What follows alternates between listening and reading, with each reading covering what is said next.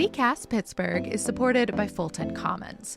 If you're looking for a gorgeous co-working space with lots of light and some truly wonderfully funky decor, check out Fulton Commons on the north side.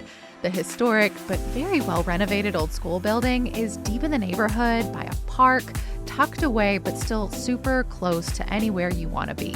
They've got offices and common spaces. It's perfect for organizations or individuals, and they even have a shared food production kitchen on site. So there's lots of food-related events for their members. If this sounds like your dream co-working space, visit fultonpgh.org to request a tour.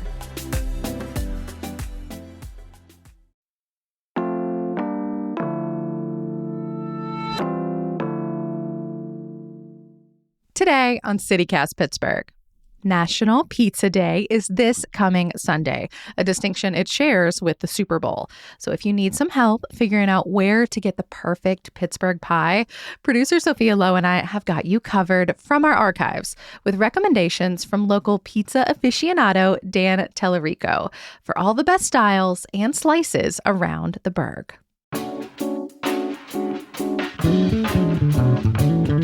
It's Thursday, February 6th. I'm Megan Harris, and here's what Pittsburgh's talking about.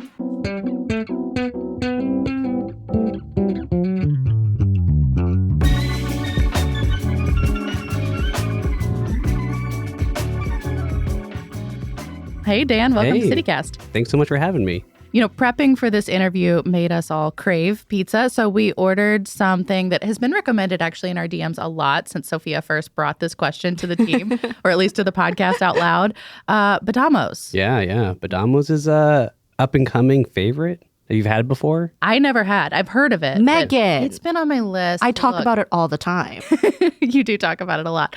Sophia campaigned really hard for the white Sicilian. Is that what we have? Yes, that is what we have. It is my favorite. And also, I actually got it this weekend. Not the white Sicilian, but I had the pepperoni and cheese already. So I wanted something different. But you also made one this morning. We're looking at your focaccia pizza? Yes, focaccia pizza.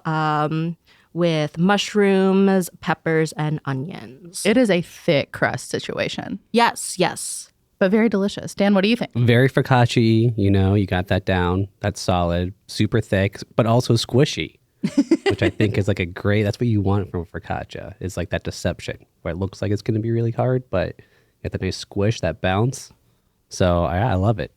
A+. Thank you. That means a lot to me, knowing how many pizzas you've tried. I know you write a Substack, and I did a lot of combing through it before having you on today. Oh, wow. Thank you. Yeah. A lot of great pizza content out there in the city. So someone's got to document it. Well, Dan, we want to dig into some of your preferences. It feels like pizza is something that everyone in Pittsburgh has opinions on. I know I've personally seen some fights on Reddit about this. Mm-hmm. So let's start with your credentials. Can you tell me what your relationship is like with pizza? How'd you get started? Yeah, I got started like anyone else. You have a birthday party, you're going to get pizza. I grew up in the North Hills here in Pittsburgh, and at the time, this place doesn't exist anymore, but Luciano's was our go-to place. I've heard about that. Yeah, Luciano's was great. And, it's like Luciano's, Monticello's was a big family favorite, and that was just anytime we could convince a parent to get us pizza, that's what we would go for.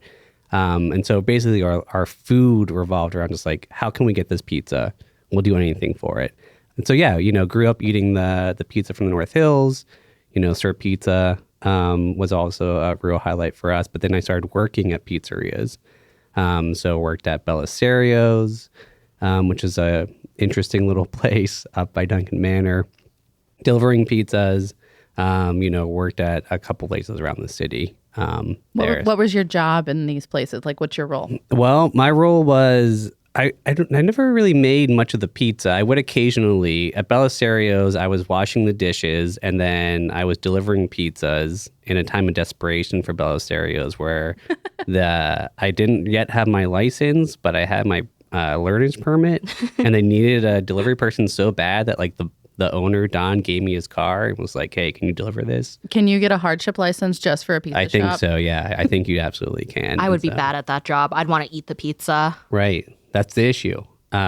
People giving someone their large pizza that misses 2 slices. That just like everyone just be okay with that, right? If you're going to eat the slices.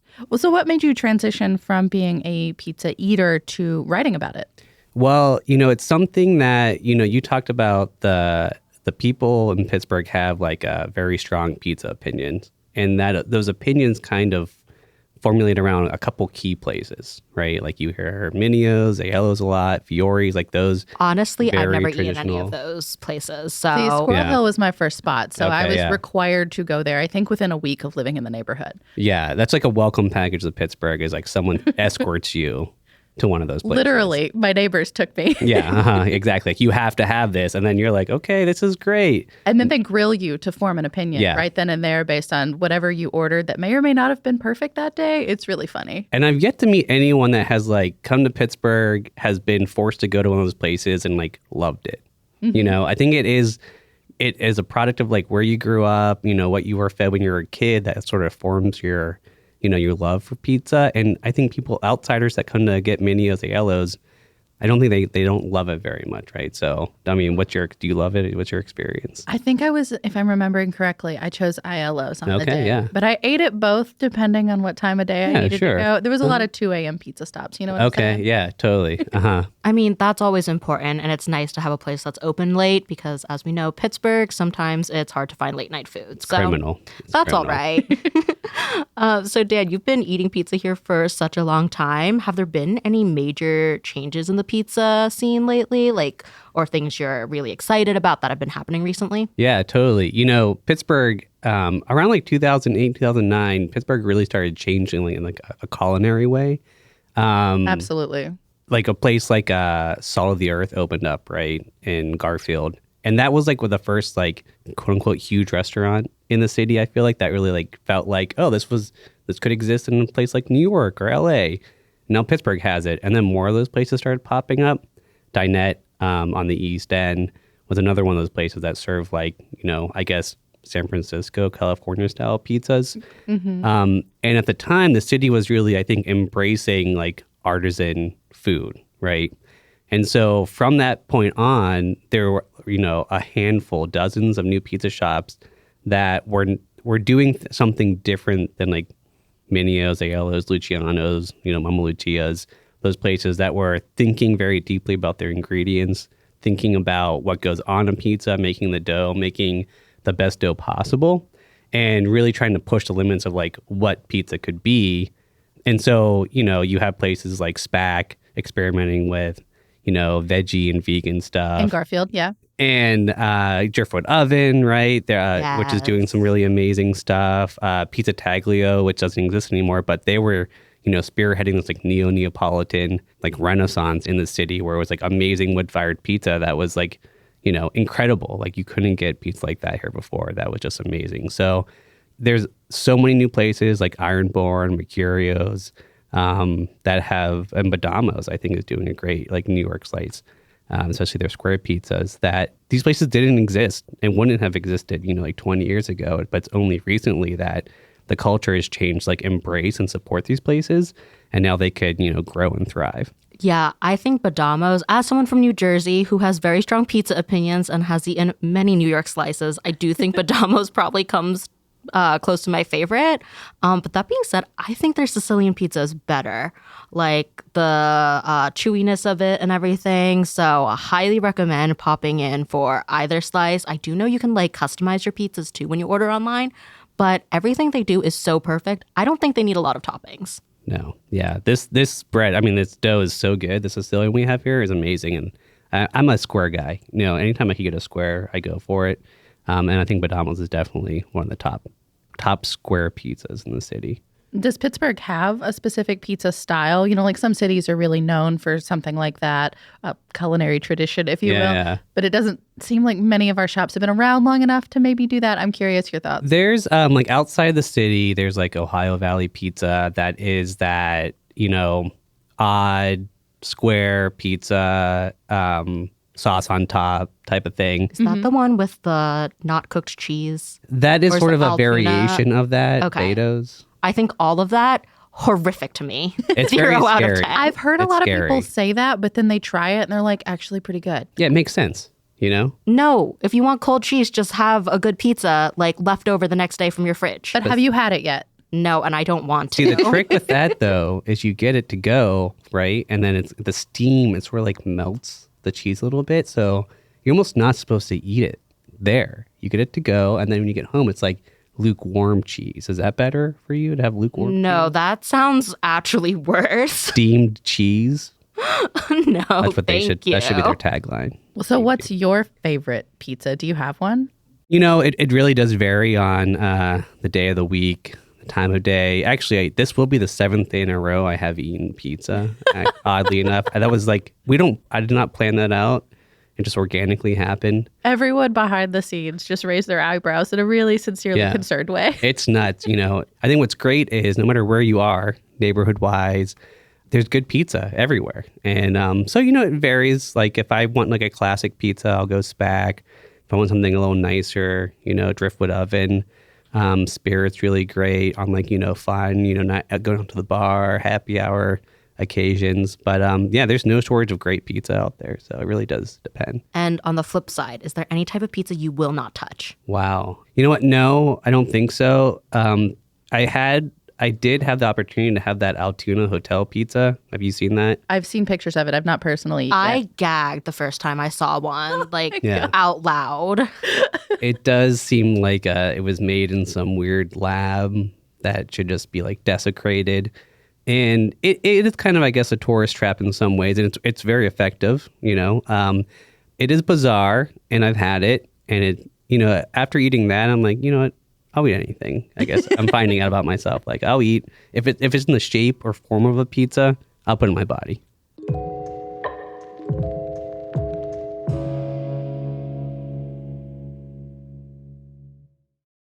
Today's show is sponsored by the Frick Pittsburgh Museum and Gardens and a new award-winning tour of their historic home, Clayton. It's called Gilded, Not Golden, and this is unlike any tour you might have taken there in the past because it really gets into the complexities of Henry Clay Frick's story and legacy, like his role in the Homestead Riot and his lasting impact on our environmental health. It all focuses on the year 1892, when the riot happened, when Frick was almost assassinated, and when he mourned the loss of 2 of his children. I got to go on the new tour recently, and I was surprised by the way it started. You step into that glorious entryway and hear music from the orchestrion, that giant machine that sounds like an entire orchestra. It sets a very grand vibe. But as the music played, our tour facilitator told us how this one item was worth years of wages for a steelworker. And it became clear this tour wouldn't shy away from topics like wealth inequality and labor struggles. History is complicated, and that's what the Frick wants to share with you. The Frick's new signature tour of Clayton, Gilded, Not Golden, is now open for the season. Get tour tickets and learn more at thefrickpittsburgh.org. Ready to conquer your next big challenge? Make 2025 your medal year by signing up for the Dick's Sporting Goods Pittsburgh Marathon weekend of events. Happening May 3rd and 4th in Pittsburgh, it's more than a marathon. Choose from a marathon, relay, 5K, and more. And if you prefer walking, join the popular half-marathon walking division. The Pittsburgh Marathon isn't just about running. It's about community, celebration, and pushing yourself to new limits. Over 300,000 fans will be cheering you on through the streets of the Steel City. And the hardest step is the first one, signing up. A registration today is a commitment to your future self. Join the excitement by visiting thepittsburghmarathon.com. Use CityCast15 to save 15% off any event registration. That's thepittsburghmarathon.com. And again, use that code, CityCast15, for 15% off any event. Okay, so Dan, once again, you've tried so much pizza. So I thought it'd be fun to throw some very detailed preferences at you so you could help our CityCast team find their ideal slice. Yeah, let's start with a basic cheese. This request comes from producer Elizabeth Kama, and hers is so specific. The sauce cannot be too sweet. Number 2, the dough cannot be too puffy, nothing like bread, but also not thin like a cracker. Not too doughy, not undercooked, and not too much cheese. She also thinks that there's a limit to how many cheeses should be on a Totally. pizza. Yeah, I yeah, yeah. disagree. If the cheeses match, the cheeses will work. Look, this is for Elizabeth. What do you I know. think? I've only had, I will say real quick about the cheeses. I've only had one pizza that I feel like successfully had multi-cheese on it. It was from Driftwood Oven, a 4-cheese pizza they have in the summertime. That was amazing. But thinking back to, okay, that very basic cheese, I'm also anti-sweet sauce. I feel like what you're looking for is like a kind of a classic, pie, like a Fazio's, I feel like might fit that bill. Okay. That's on Penn Avenue in Right near Bloomfield. me. Right- Come right there, visit, Sophia. Elizabeth. We'll share some pizza. And I also thought maybe like Angelo's in Bloomfield, like something that is like a good classic pie, maybe like a Mama Lucia's downtown would fit that bill, where it's like not too much. It's like somewhat subtle. It, believes in itself. It's not trying to showboat too much. Okay. And our next request is from executive producer Mary Lee Williams. She's a vegan, so she wants a vegan pizza with a soft crust, flavorful sauce, and bonus points if the vegan cheese is actually good. I feel like that should be part of the requirement, but I didn't write this. I don't know. Vegan cheese, is there like good vegan cheese out there? I don't know. But I did think about this. Obviously, Spirit, I feel like, which I think you might be aware of. That's what I would recommend to them. Also, Spack Brothers is great. But there's also Black Cat Pizza. And Black Cat Pizza is Nick. He's like, you have to get him on Instagram. He has a forum that comes out weekly. Ooh. He does pop-ups too around the city. He's at a couple of breweries a week. And Black Cat Pizzas, like, they're very vegan. He was like at like the Vegan Fest or something. Veg Fest, yeah. Veg Fest, yeah. He was there and he had, vegan pizza. He does a cashew, like mozzarella. So I think I've never had it, but I think that might fit the criteria as good vegan pizza. He does an amazing job. So Mary Lee's also a cat person, so double bonus. there we go. What about gluten-free? No one asked us for this, to be clear, but we feel like it's important. Yeah, gluten-free. I just wrote about this recently, and I interviewed the chef at Ironborn about it, because Ironborn Pizza just rolled out gluten-free. And if you know Ironborn's a very deep, thick pizza, right? Detroit-esque style. And I was interested in, like, okay, how do you develop a gluten-free dough, right? Because traditionally, gluten-free doughs are not going to rise as much. Yeah, but they're thick. They're thick. They're thick boys and girls. And so I talked to her about it, and she said, okay, well, they got the recipe from Mercurio's, actually. So Mercurio's has sort of pioneered this, okay, gluten-free dough. Everyone in the new pizza world in Pittsburgh are friends. That's so fun. And so, they kind of share the recipe, and the Ironborn people like tweaked it to their liking. And so, I love that. So What a Mercurio's, you wonderful can get like a story. nice Neapolitan wood-fire gluten-free pizza, which is pretty rare. And then go to Ironborn and get your thick pizza. So speaking of wood-fired pizza, that's one of newsletter editor Francesca DeBecco's favorites. So any other spots where you can get wood-fired, bonus points if there are mushrooms on it, or it's a place where you can also get a good margarita. Yeah, Francesca's a vegetarian, so Okay. we're still leaning on that side. Nice. Yeah, so, I think when it comes to wood-fired, you got to go Mark all the way. Pizza Taglio, which doesn't exist anymore, was like the best in the city. Stop giving us I know, recommendations sorry. for It places just- that aren't there anymore. That's not helpful at all. But they're important to the ecosystem. But, you got Mercurio's. They're like top 5 in the world, right? They go to Pizza Expo every year, and they compete, and they rank really highly. And they're competing on just their mark, right? They're a very classic mark against the globe, and they do really well.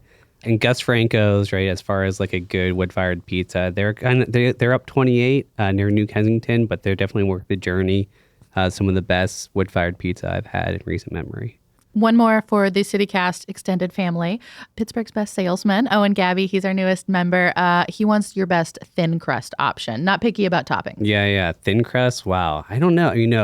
I think like Mama Lucia's, classic, thin, traditional style pizza, I would definitely go for that. Something crispy, almost like Badamo's, I would say. Like I like a crispy. That is not a thin crust, though. But Well, the that- edges are so crispy Yeah. and have a good crunch. No, absolutely. They have not. a It's a great round- crunch. I will give you that, but that is not a thin crust. They have a round that is thin. Now, I will go back to Fazio's. Fazio's will do, like, here's a pizza hack.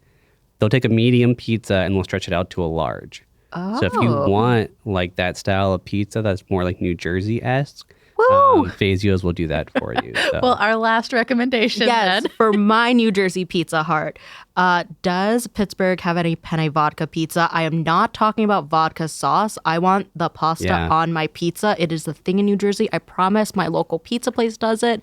I get it every time I go back. Sophia crazy. talks about this so much. I have a friend who moved from New York here, and that's the first thing we talked about was like, he was like, you have to have this penne vodka pizza. I'm like, well, that doesn't exist. And then he showed me like videos online. And so it is a real thing. I can confirm. You're not. Can you use your influence to get someone to consider it? Yeah, no one has done it. I've not seen it here. I've made it myself a few times, and it's definitely we'll share interesting. Tips after this, but yeah, if anyone out there does it, maybe I don't know about it, but I've not seen it. If womp womp. you or anyone you know makes a great one, please let us know. You can reach us. You can call, leave a voicemail, or you can text us. We're 412-212-8893. Dan, before you go, we have just a few more categories for you, super quick. So specialty pizza, whatever that means to you. What would you pick? Wow, Ironborn to me is probably the most special. It's so decadent and amazing, so I'd go that. Best drunk greasy slice. You know what? Fazio's. That's what I was They're going open to say. somewhat late. That would be my pick too. I love their Hawaiian pizza, so anyone who hates pineapple, too bad. But theirs is really good because they also put bacon on their Hawaiian pizza. So very salty, very acidic, very sweet. I'm very pro all of those things. What about, on the flip side, something outside the city? Rockaway is a must visit. Go to Rockaway Pizza, the best pizza I've ever had. I've heard that name. That's like a 20-minute statement. Yeah. Best pizza you've So ever good. had? It's amazing. Okay. Somewhere with good food, good ambiance, like nice date night. Yeah, so I think Pizziala Primo in Market Square. Good, day night spot, nice, cozy place. That's good for this squad. Maybe we'll wander over there one night. What about not necessarily a Pittsburgh spot, but do you have like a go-to frozen pizza or takeaway thing? Yeah. This may or may not be from me because I've gotten really frustrated with soggy crusts when they sit in a takeout box for too long. Like a frozen pizza I like is Rayo's, right? They do a good frozen Their pizza. sauce is amazing. I love their sauce. I just picked one of those up from a Giant Eagle. I haven't eaten it yet. You also get Roberta's. So Roberta's is a New York place, and they like freeze dry their pizzas and serve them in a bag. And so it's basically getting like a Neapolitan pizza. Okay. So I definitely check those two out. Someone buy me that for Christmas. Yeah, and then that takeout option, one that you think actually benefits maybe to-go from pizza? from Wow. being in a box. The weird steamy cheese one. The steamy cheese. I think Beto's takes it. Yeah, that's takeout only. And very last, any honorable mentions, like places we didn't get to maybe, but you still think you tip your cap for whatever reason. Like Gus Franco's I mentioned previously, but they're kind of a hike too. I definitely check them out. Rockaway is huge. Driftwood Oven, if you haven't tried that, it's like worth having. It's definitely a unique type of pizza. And throw some of the Spack and Spirit. Those are like my staples in my life. So yeah, there's no shortage of good pizza out there. Just don't be afraid to try some new pizza. Dan, thank you so much. You can find Dan in the Pittsburgh Pizza News on Substack. It's at pizzawalkwithme.com. We'll have a link to that in the Hey Pittsburgh newsletter as well as the show notes. And Sophia, thank you for your strong opinions. Absolutely happy to bring them. And Dan, once again, thank you for the recommendations. I have a lot of places to check out now. Yeah, thanks so much for having me. Thanks, y'all. Pizza you later. That's all for today here on CityCast Pittsburgh. Dan crowned Rockaway as his favorite pizza outside the city and also the best he's had, period. If you want to try a slice now, we have some good news and some bad news. The White Oak location is closed because they are moving to Regent Square. Still TBD on that opening date, but definitely keep listening to our Thursday food shows because we will tell you the moment we know. And you can always keep tabs on our running list of new restaurants and openings on our website. That's pittsburgh.citycast.fm. We'll be back tomorrow morning with more news from around the city. Talk to you soon.